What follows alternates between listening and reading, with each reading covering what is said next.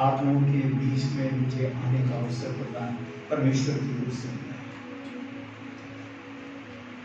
आप सब लोगों को जय मसीह। ये दिन जो चल रहे हैं, ये वो दिन है जब प्रभु यीशु मसीह ने सारी मानव जाति के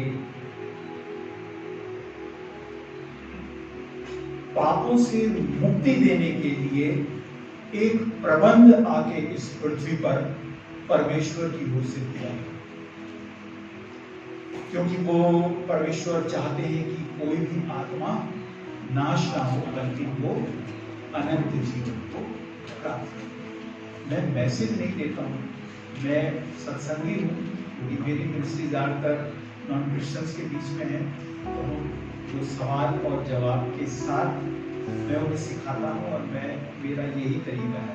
और आज भी हम लोग सवाल जवाब के साथ, आप भी बोलिए, मैं भी बोलूँगा, कुछ आप मुझसे सीखेंगे, कुछ आपके जवाबों से मैं भी अवश्य। ठीक है? ओके, ठीक, जोर से बोलिएगा जवाब।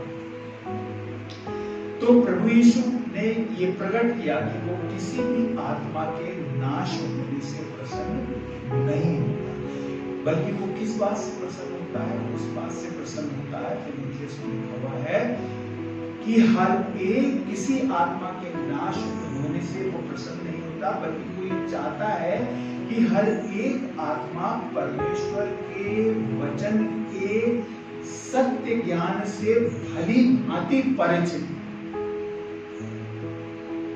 भली भांति। मैं वही कोशिश करता हूं, क्योंकि परमेश्वर ने मुझे भली भांति सिखाया, और मैं वही कोशिश आज भी आपके साथ भी करूंगा कि आप भी भली भांति परमेश्वर के वचन को सीख सकें। ठीक है? आज के दिन बाइबल के इतिहास के हिसाब से वो दिन है, कल यीशु मसीह ने कहां प्रवेश किया? यरूशलेम। जब वो प्रवेश किया तो आज के दिन उन्होंने वहां उस हैकल के, जब वो अंदर गए उस मंदिर के अंदर, तो उस मंदिर के अंदर यीशु मसीह ने क्या पाया? बोलिए। व्यापार पाया और बहुत कुछ पाया जो इस बाइबल में नहीं है, लेकिन जो इतिहास की पुस्तकें हैं, साइंस बुक्स हैं, उनमें बहुत कुछ बताया गया है। कहने का मतलब ये है कि वहां उन्होंने वो पाया जिसने परमेश्वर को, यीशु मसीह को क्या किया? यीशु मसीह जो चाहते होंगे वहां वो जब उनको नहीं मिला तो उनको दुख भी हुआ होगा, है ना? दुख भी हुआ होगा। यानी कि उनको वहां वो सारी बातें उस मंदिर के अंदर मिली जिनसे उन्हें दुख हुआ, जिनसे वो प्रसन्न नहीं हुए, जिन बातों को वो नहीं चाहते थे कि उस मंदिर के अंदर पाई जाए, लेकिन वहां ये सब था। उस मंदिर की प्रभु यीशु मसीह ने फिर क्या करी? सफाई करी। सबको मालूम है, सब जानते हैं क्या क्या सफाई करी। आज मैं आपका ध्यान थोड़ी इस तरफ ले जाना चाहता हूं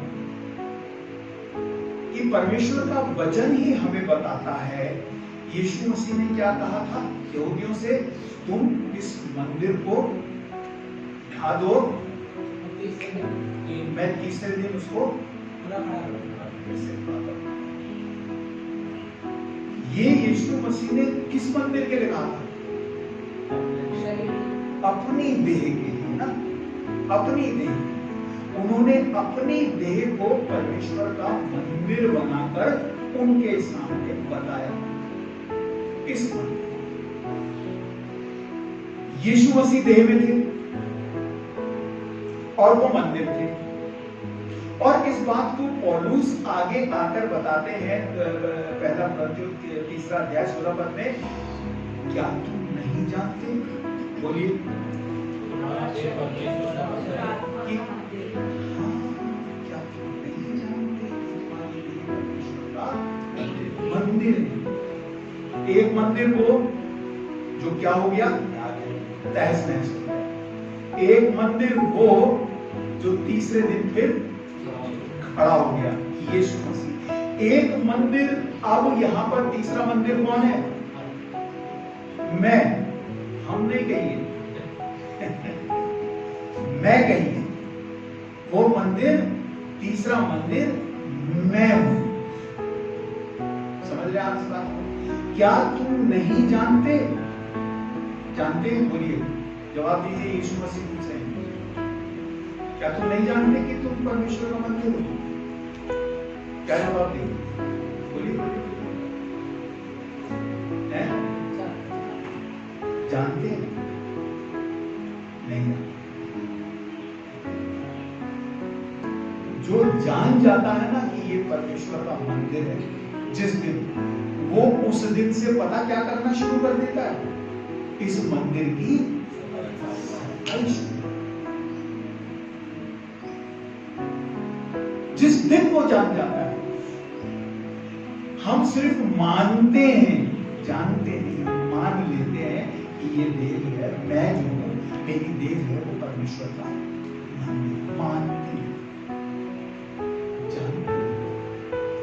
जानना आवश्यक। आज मैं आपकी सहायता करूंगा कि आप जान सकें कि आप परमेश्वर का मंदिर है, और यदि आप मंदिर हैं तो फिर आपको अब करना क्या है? करना है। यहां तक बात समझ में आ गई? ठीक है। प्रकाशित वाक्य मेरे ख्याल से 22 है, उसका 14 पद है, कोई निकाल के पढ़ लीजिए। देखिए, प्रकाशित वाक्य 22। धन्य वे हैं जो अपने वस्त्र धो लेते हैं, हाँ, क्योंकि उन्हें जीवन के पेड़ के पास आने का अधिकार मिलेगा और वे फाटकों से होकर नगर में प्रवेश करेंगे। Thank you. यहां पर क्या समझ में आ रहा है? बताइए, क्या दिखाई दे रहा है? देखिए, परमेश्वर का वचन सुनाई देता है, परमेश्वर का वचन दिखाई देता है।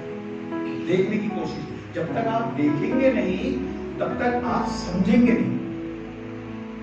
क्या दिखाई दे रहा है? धन्य है वे, ठीक है। वे कहां पहुंचेंगे? क्या लिखा, क्या पढ़ा? वो कहां पहुंचेंगे? धन्य वे हैं जो अपने वस्त्र धो लेते हैं जी, क्योंकि उन्हें जीवन के पेड़ के पास आने का अधिकार मिलेगा। जीवन के पेड़ के पास आने का अधिकार मिलेगा। वो जीवन का पेड़ कौन है? यीशु मसीह। और वो कहां है? यस, वहां पहुंचने का अधिकार मिलेगा। अब अपने आप को जांचना है कि मुझे ये अधिकार मिलने वाला है या। आज मैं आपको कोशिश में सहायता करूंगा कि आज आप देख लेंगे कि आपको वो जीवन के वृक्ष के पास जाने का अधिकार मिलेगा या नहीं मिलेगा। किसको मिलेगा? धन्य है वे जो अपने वस्त्र को धो लेते।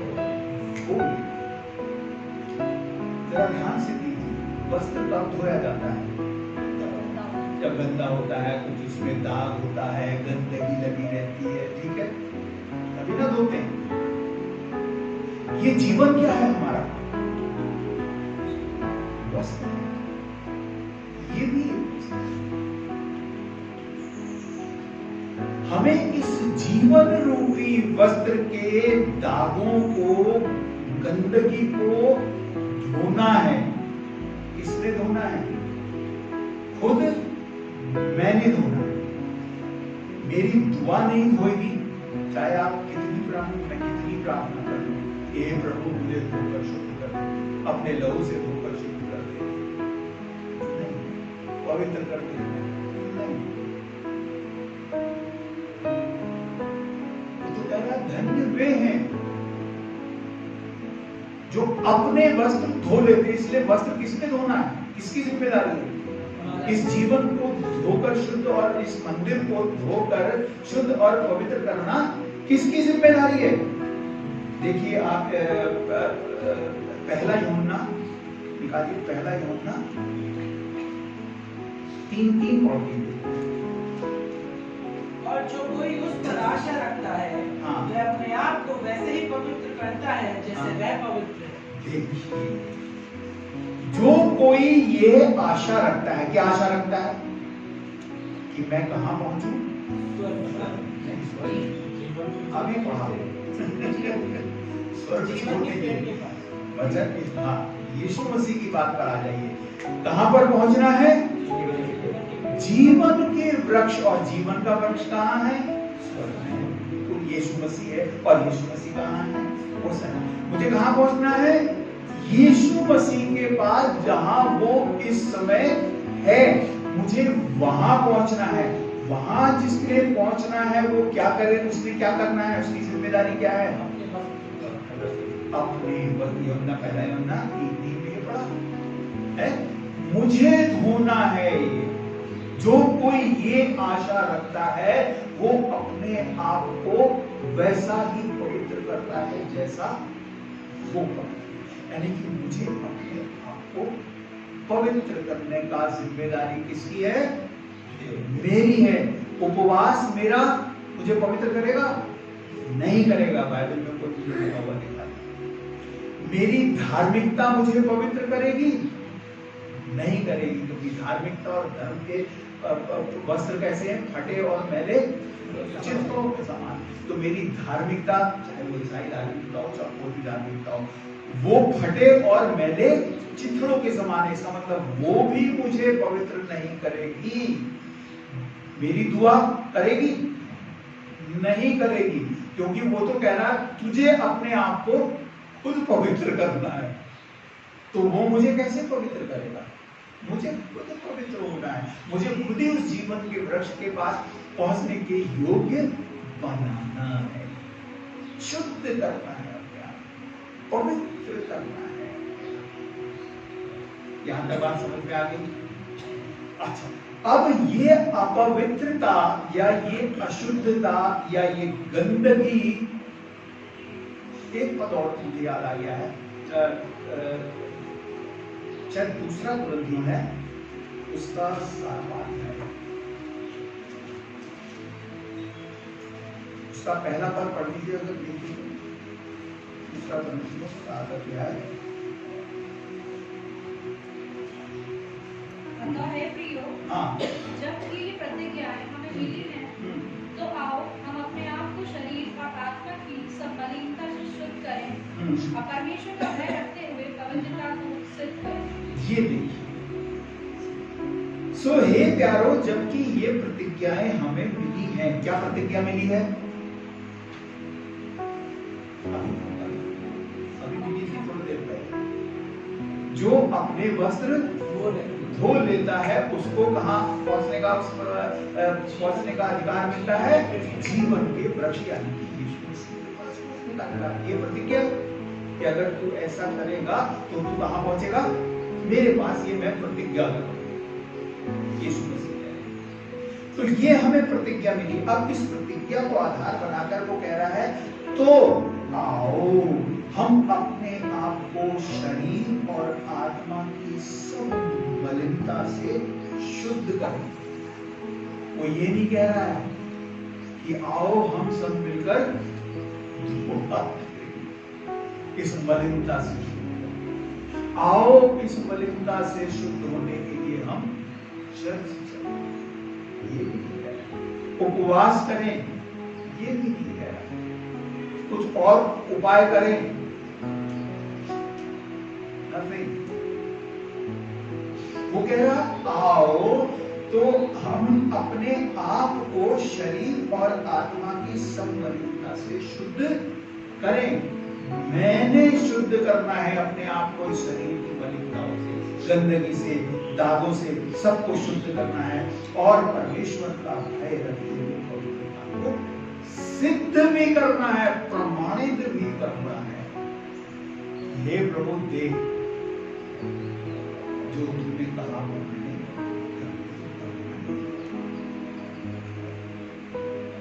और कोई दूसरा उपाय नहीं है। परमेश्वर के लिए अपने आप को शुद्ध और पवित्र करते हैं। ये स्वयं हमें करना है। अब सवाल उठता है कि हम में या मुझ में क्या क्या गंदगी है, क्या क्या मलिनताएं हैं।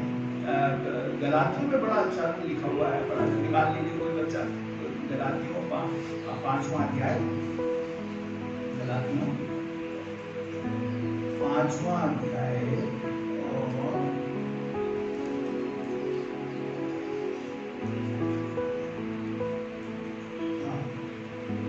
19 से पढ़िए। शरीर के काम जो प्रकट है, हाँ। अर्थात व्यभिचार, जी, गंदे काम, हाँ, लुचपन, हाँ, मूर्ति पूजा, हाँ, टोना, हाँ, बैर, हाँ, झगड़ा, ईर्ष्या, जी, क्रोध, हाँ, विरोध, कूट, हाँ, विधर्म, हाँ, ताप, हाँ, बंटवारापन, हाँ, कीड़ा और इनके जैसे और काम है। और भी काम है। इनके विषय में हाँ। मैं तुमको पहले से कह देता हूँ, हाँ। जैसे पहले भी कह भी चुका हूँ, हाँ। कि ऐसे ऐसे काम करने वाले परमेश्वर के राज्य के वारिस न होंगे। नहीं होंगे, वो उस जीवन के वृक्ष के अधिकारी नहीं होंगे। मैं, आप अपने लिए कह सकते हैं, मैं उस जीवन के वृक्ष का अधिकारी नहीं हो सकता या नहीं हो सकती जब तक मेरे जीवन के अंदर ये सारी बातें सबके अंदर है। कोई ये नहीं कह सकता कि ये हो सकता, किसी के अंदर एक ना हो, दो ना हो, वरना सबके अंदर ईर्ष्या, झगड़ा, लड़ाई झगड़ा, झूठ, काम, क्रोध, माया, मोह, ये सब मैं बाइबल से बता रहा हूँ। समय नहीं है, कभी आपको स्टडी करवा देता इसकी। ये सारी मलिनताएं हैं, ये सारी गंदगियां हैं जो मेरे अंदर हैं। और मूर्ति पूजा भी लिखा हुआ है यहाँ पे। पढ़ा किसी ने? जिसने पढ़ा सुना सबने है? मूर्ति पूजा यानी कि हम मूर्ति पूजक हैं? बोलिए है? नहीं है ना? पक्का? इफिसियों 5:5 पढ़िए। अब इससे आप अपने आप को जांचिए कि आप मूर्ति पूजक हैं या नहीं। पढ़िए 5:5।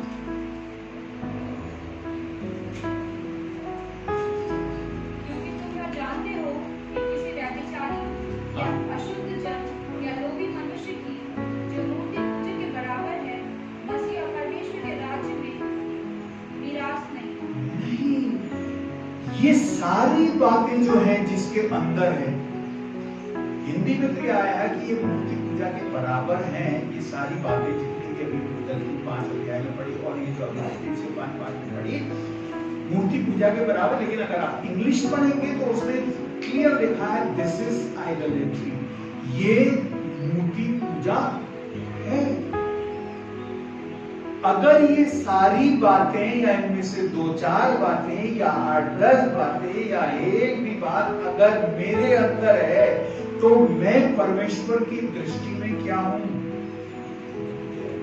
100% मूर्ति, 100%। क्योंकि ये सारी लड़ाई झगड़ा सब ये किसकी मूर्तियां हैं? लड़ाई झगड़ा झूठ तो ये किसकी मूर्ति बताइए? बहुत सीधा सा जवाब। यानी कि मेरे अंदर किसकी मूर्ति है? शैतान की मूर्ति है। और अगर मैं ऐसा कर रहा हूं, अगर मैं क्रोध कर रहा हूं, चुगली कर रहा हूं, लड़ाई करवा रहा हूं, झगड़ा कर रहा हूं, ये सारे आप पढ़ लीजिएगा गलती 5 जो अभी मैंने पढ़ा। इन साल को अगर आप पढ़ लेंगे तो आपको पता लग जाएगा कि ये सारी बातें मेरे अंदर हैं। तो मैं क्या हूं? मैं मूर्ति पूजक।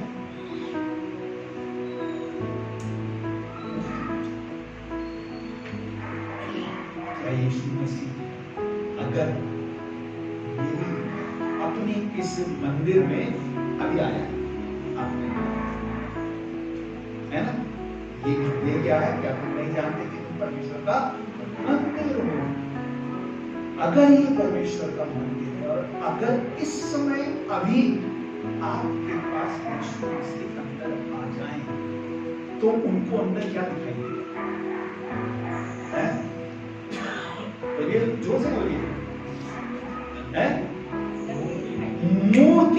दिखाई देंगी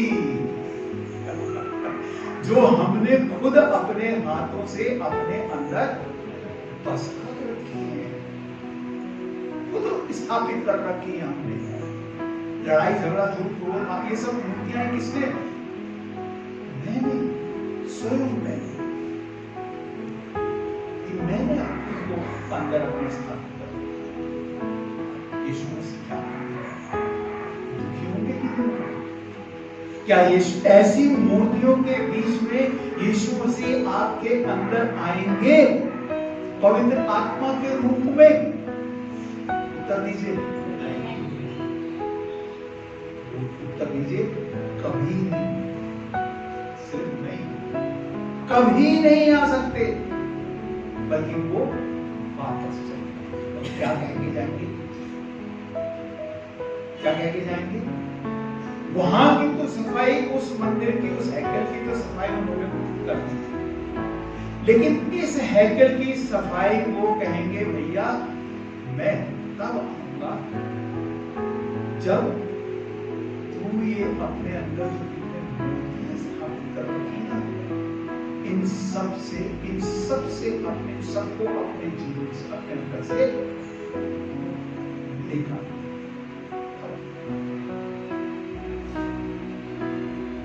यहां तक बात समझ में आ गई? ठीक है, हमने कहां से शुरू किया था? धन्य है वे जो अपने वस्त्र धो लेते हैं, क्योंकि उन्हें जीवन के वृक्ष के पास आने का अधिकार।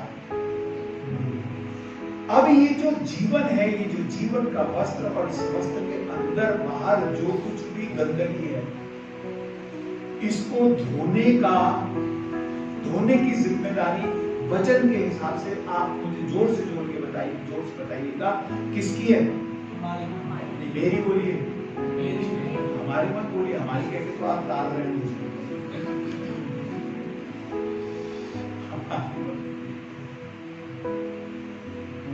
ठीक है, यीशु मसीह हमारे लिए नहीं मरा, किसके लिए मरा? यस, हमारे लिए नहीं मरा, मेरे लिए मरा। हमारे लिए तो क्या हो जाता है? मैं क्या हूं?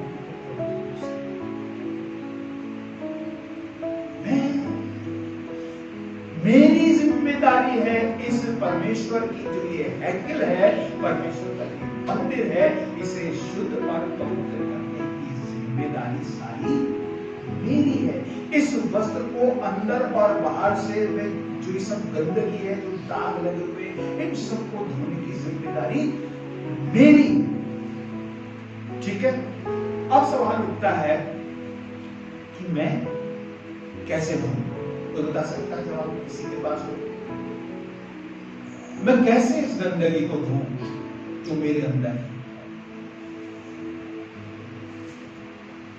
किसी के पास कोई जवाब नहीं? चलिए मैं आपको सारे बस, चलिए भाई साहब का ये गाउन ले लेते हैं। ठीक है, इस सफेद गाउन को धोने के लिए क्या क्या चाहिए मुझे बताइए। मैं गिनता रहूंगा। नंबर 1 पानी, ठीक है। नंबर 2 साबुन। नंबर 3 जी धोने के लिए। नंबर 3 आपको नहीं मालूम होगा, लेकिन आपको पुराने लोगों को मालूम होगा। लेकिन पुराने जमाने में सफेद वस्त्र जो थे वो भट्टी में जलाए जाते थे, मालूम है? बच्चों को मालूम है? नहीं मालूम? धोबी जो हमारे धोता था वो एक भट्टी बनाता था, उसमें सोडा वोडा सब कुछ डालता था और सफेद कपड़े विशेषकर से उसमें डाल देता था और नीचे आग लगा देता था, उसके अंदर पानी था, वो स्टीम से गर्म होके वो साबुन धोता था। तो तीसरी चीज क्या चाहिए? आग, भट्टी को जलाने के लिए। ठीक है, और चौथी चीज क्या चाहिए?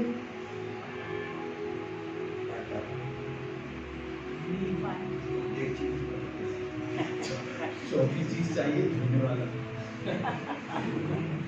अगर धोने वाला धोने को राजी नहीं है, आया समझ में? जब धोने वाला धोने, कौन धोए यार, बड़ा मुश्किल है। अरे सब चलता है, गया।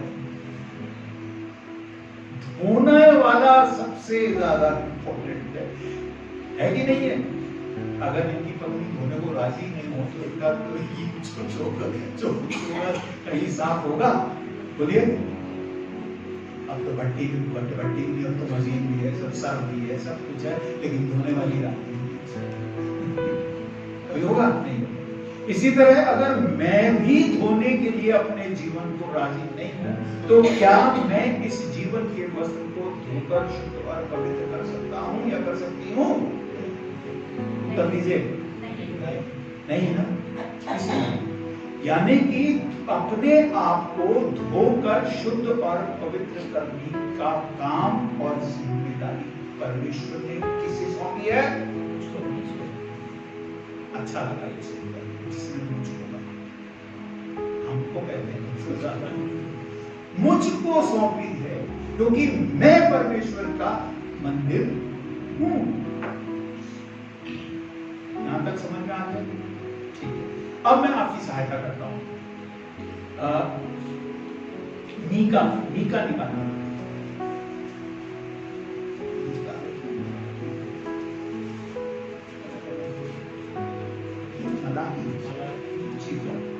मलाकी निकालिए, तीसरा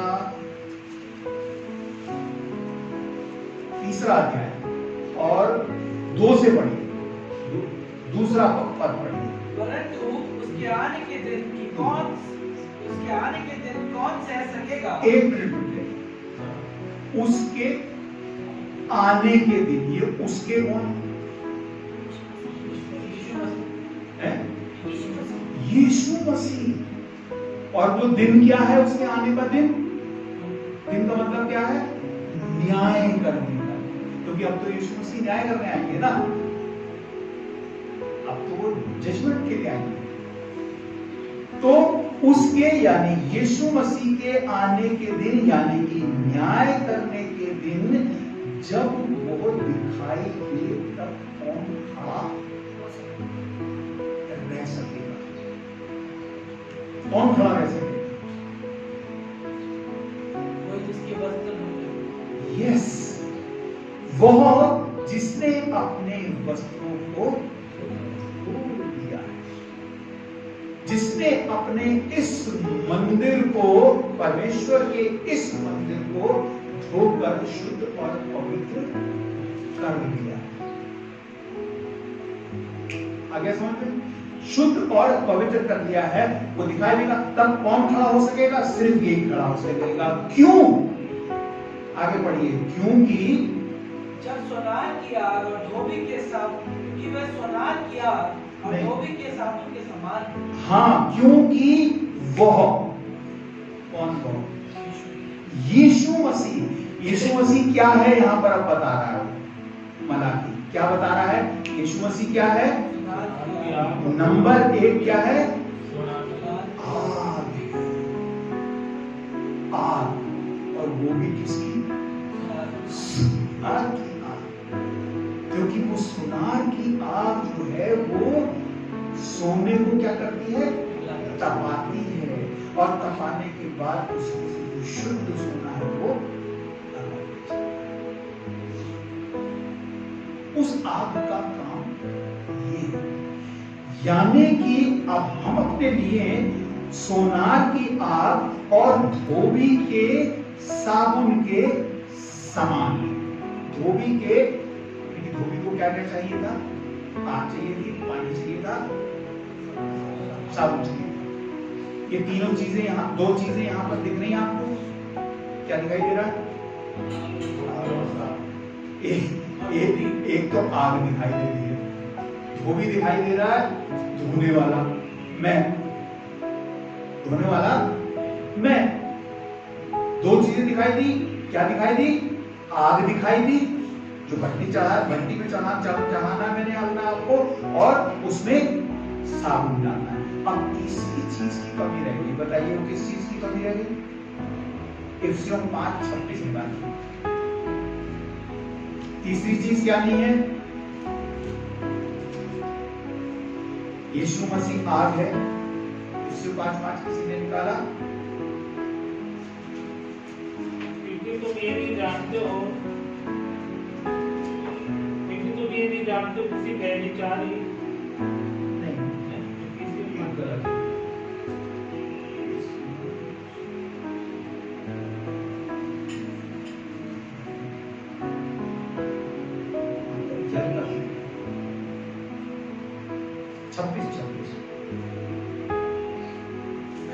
वचन के द्वारा 26 माफ कीजिएगा 5:26 इफिसियों 5:26 कि उसको वचन के द्वारा हाँ। जल के स्नान से शुद्ध करके पवित्र बनाए कि उसको वचन के द्वारा जल के स्नान से शुद्ध करके पवित्र बनाए।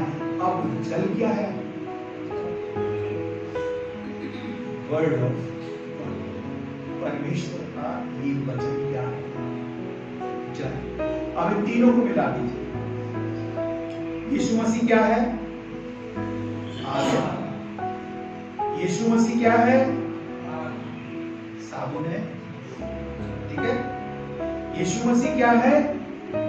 जल, पानी। ये तीनों चीज मिलकर आप मिलाएंगे तो ये क्या है? परमेश्वर का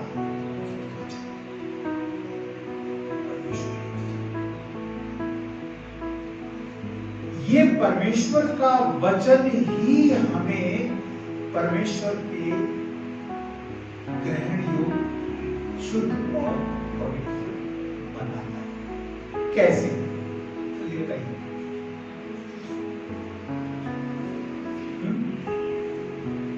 सोचिए, आप लोग भी सोचिए, कैसे बनाता है यीशु?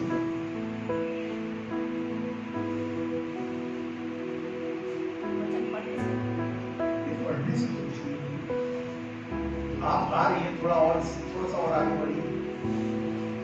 यदि हम वचन बातों को मान लें, यूहन्ना की पहली मैं भी इसी से आप थोड़ा आगे पहुंच गए रास्ते वचन को पढ़कर उसके जो बताया वचन के केवल सुनने वाले मत बनो, बल्कि उस पर चलने वाले। अगर हम यीशु मसीह सीधे सीधे शब्दों में हमें क्या करना है? मैं आपसे सहायता करता हूं। हमें परमेश्वर की आज्ञा को, उसकी आज्ञा का पालन करना, उसकी आज्ञा के अनुसार चलना है। उसकी आज्ञा के अनुसार, उसकी आज्ञा क्या है? आज्ञा समझते हैं? परमेश्वर यीशु मसीह की आज्ञा क्या है? यीशु मसीह की आज्ञा नहीं बता सकते। मैं आपको जरा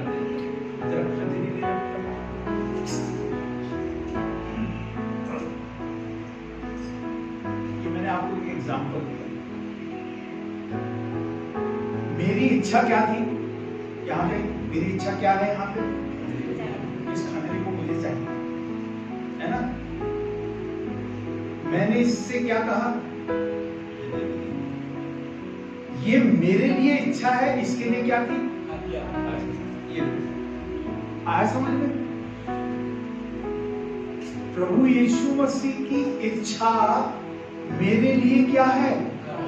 आज्ञा है। तो प्रभु यीशु मसीह की इच्छा क्या है? मेरे लिए आज्ञा है। अब सवाल उठता है, प्रभु यीशु मसीह की इच्छा क्या है? यानी कि प्रभु यीशु मसीह की आज्ञा मेरे लिए क्या है? ठीक है।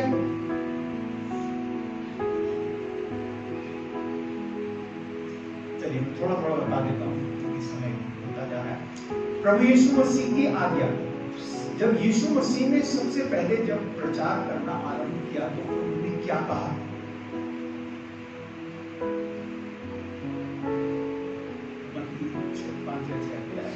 क्या कहा? नहीं मालूम।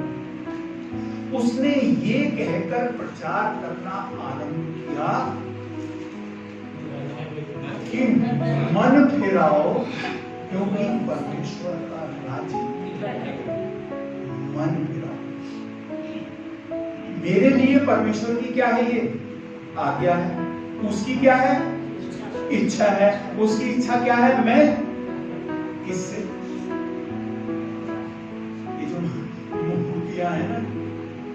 क्रोध, लोभ, माया, मोह, झूठ, ईर्ष्या, लड़ाई, झगड़ा, अपमान, ये सब, इनसे क्या करना है? मन को ये उसकी इच्छा है। इन सारी बातों से मन को ये तो है ना। तो क्योंकि जिसका मन फिर जाता है ना, वो व्यक्ति क्या हो जाता है?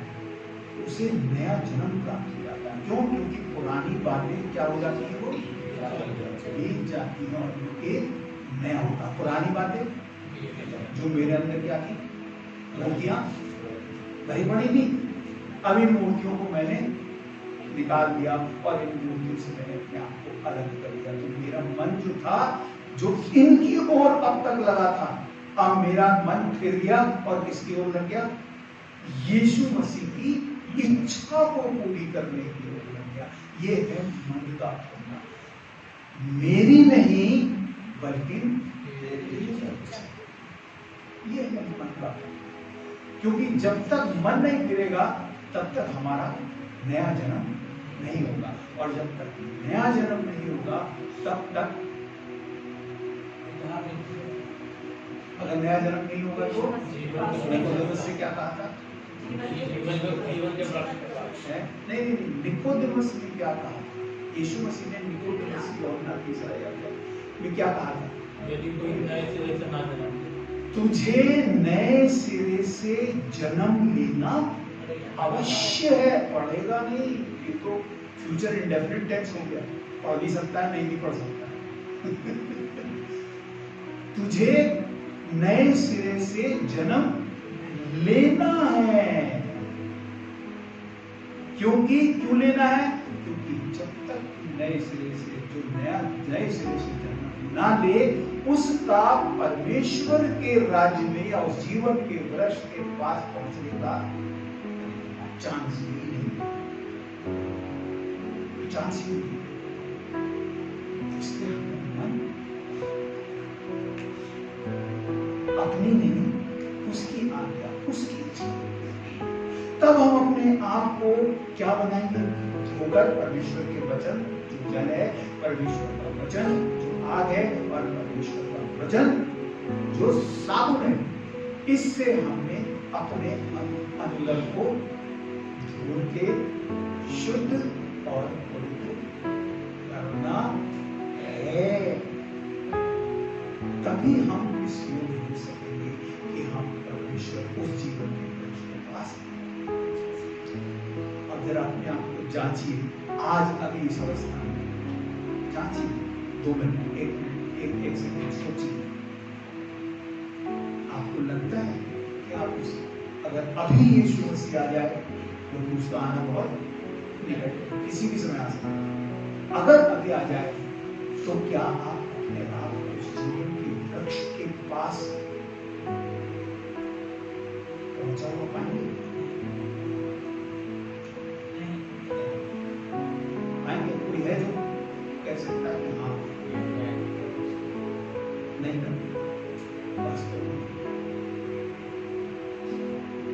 कारण, इसका कारण क्या है? इसका कारण ये है कि आप ये नहीं जानते हैं कि आप परमेश्वर का मानते हैं। सुना है, पादरी साहब ने बताया होगा, बाइबल में पढ़ा होगा, किसी प्रचारक ने आके बताया होगा, लेकिन आपने एक्सेप्ट नहीं किया है अभी तक। एक्सेप्ट नहीं किया, बस यही मेन कारण है। इसे एक्सेप्ट करना है कि मैं क्या हूं, मैं परमेश्वर का मंदिर। ठीक है, आगे समझ। यीशु मसीह ने, मैं इसको समझाने के लिए एक उदाहरण दे रहा हूं, उदाहरण देकर खत्म कर रहा हूं। यीशु मसीह ने सबसे अंतिम प्रार्थना उस पे से उन लोगों के लिए क्या कही थी जिन्होंने उसको मारा?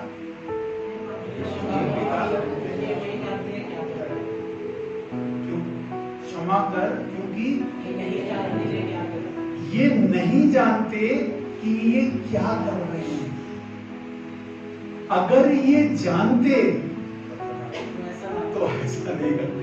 ये नहीं जानते कि मैं कौन हूं, परमेश्वर का पुत्र हूं। ये सुन रहे हैं, मान रहे हैं, लेकिन जान नहीं। अगर ये जानते तो ऐसा करते। बिल्कुल यही फॉर्मूला यहाँ पर है कि मैं और आप फिर इस देह को, जो परमेश्वर का मंदिर है, इसे हम मंदिर मान रहे हैं, सुन रहे हैं, लेकिन हमने इसको एक्सेप्ट नहीं। आज समय है अपने मन को कंट्रोल ना करना। वचन मैं आज समय मान ले। आज से जान तो आपने अब लिया, अब एक्सेप्ट भी कर ले। मानने का मतलब है एक्सेप्ट करने कि मैं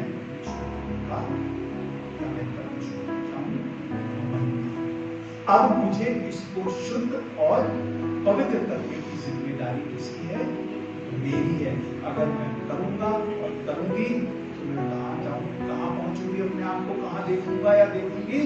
जीवन के वृक्ष के पास। और अगर मैं नहीं करूंगी या नहीं करूंगा तो फिर आप सबको मालूम, ठीक है? कोई किसी की बात समझ में ना आई हो सकता है, और अगर किसी का कोई सवाल हो तो वो बाहर पूछ सकता है, ठीक है? प्रार्थना करें।